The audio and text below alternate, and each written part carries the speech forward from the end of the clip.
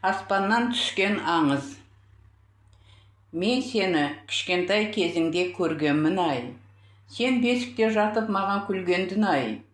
Бесікте алмағаштың саясында жатқан едің ай. Мені басқалар көрмей, тек сен көрген едің ай. Мен жақын барып қолымды созғанымда ай. Сен менің бармағымды ұстап қалғандың ай. Ол өмірде маған бермеген баламды ай. Тәңірім бақи өмірде берді деп жыладым ай. Бармағымды қатып ұстап қалғандың ай. Осы уақытқа дейін жібермей қалған едің ай. Кеңес уақыты кезінде сені жоғалтып алғанымда ай. Сен үлкен қыз болғанында ай. Мен сені бар жерден іздедім ай.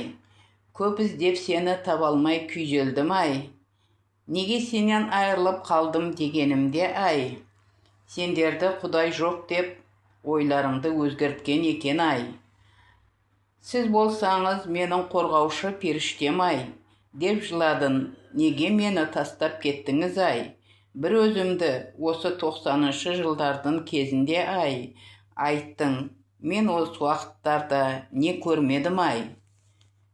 Кешір мені, дедім қызым ай. Мен қалайша сені қалдырып кеттім ай. Бір өзіңе ай. Сені қорғаушысыз періштесіз ай. Бірақ сен өзің бар тірліктерді ай. Менсіз тындырыпсың ай. Менсіз қорғаушысыз періштесіз ай. Дедім, айдалып берсем, кешіресің бе ай. Содан кейін Ташкент қаласында ай. Парк Бозарықтың жағасында ай. Түсіріп жүрген екенсің фотосуретті ай. Мен сонда сені ұнатып қалған едім ай. Ал сен мені байқамадың ай. Айналаға, табиғатқа қарап тұрған едің ай.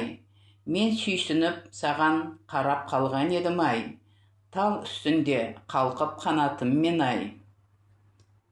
Сонда қасыңнан өткен жігіттің ай. Бойына ауадай болып кірдім ай. Қарадым саған сүйсініп оның көзімен ай. Деді маған менің қорғаушы періштем ай.